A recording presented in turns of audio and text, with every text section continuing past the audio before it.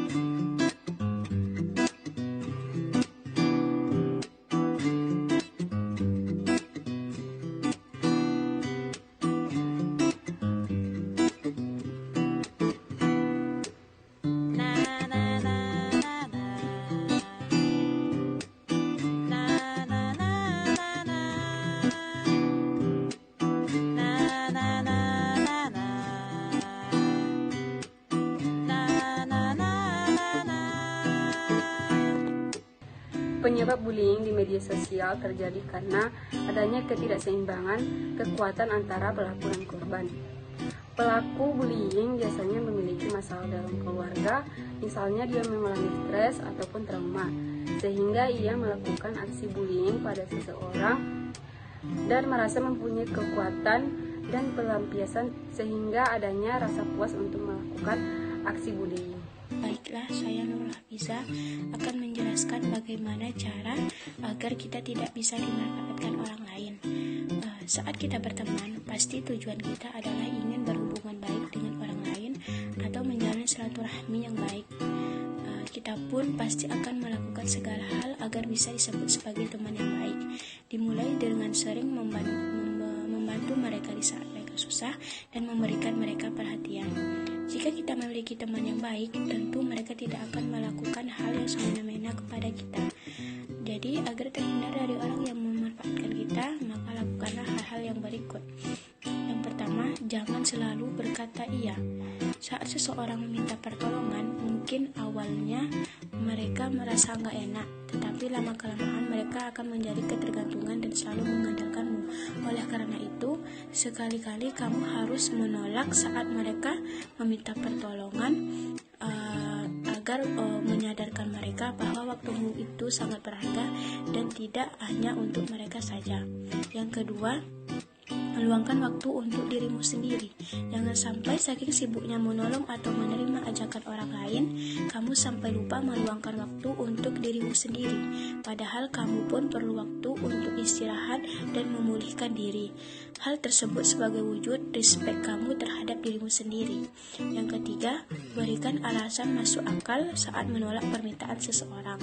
Salah satu penyebab seseorang mudah dimanfaatkan orang lain karena sifatnya yang tidak enakan, mudah merasa bersalah saat harus menolak permintaan seseorang.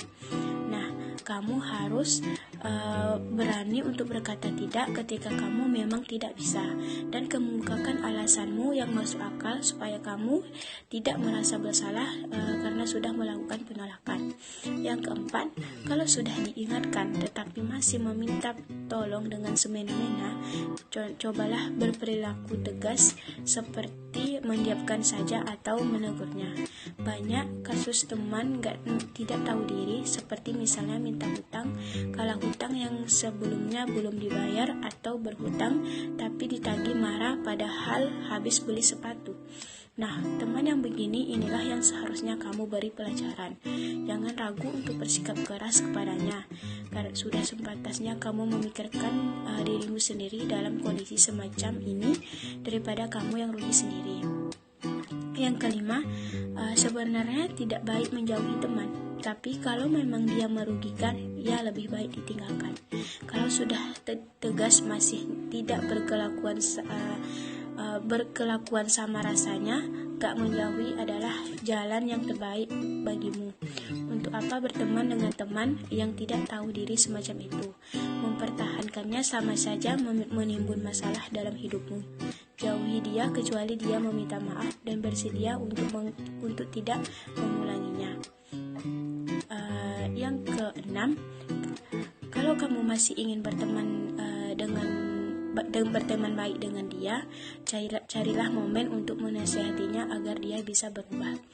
Menjauhi teman yang seperti itu juga nggak boleh sampai memusuhinya. Cukup jauhi saja, tetapi sejatinya alangkah baiknya apabila kamu memaafkan dan berusaha untuk menasihatinya sebagai teman sejati.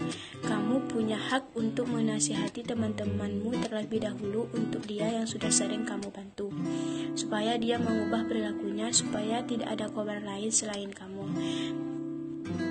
Yang terakhir, menjaga jarak. Jika orang yang sering memanfaatkan kamu tidak juga sadar, sebaiknya kamu mulai jaga jarak. Untuk apa berhubungan dengan orang yang egois dan hanya membuatmu tidak nyaman? Sebagai manusia, kita memang diharuskan menjadi orang baik, tetapi kebaikan itu tetaplah harus realistis. Jika yang kamu lakukan malah dimanfaatkan, maka jangan ragu untuk tinggalkan. Baiklah, pesan untuk kita semua, jadilah pribadi yang bisa bermanfaat untuk orang lain. Jangan menjadi pribadi yang malah memanfaatkan orang lain. Dan janganlah menjadi pribadi yang suka bergantung kepada orang lain. Berani dan yakinlah bahwa kamu bisa melakukannya dengan sendiri. Tetap semangat. Itulah yang dapat saya sampaikan. Assalamualaikum warahmatullahi wabarakatuh.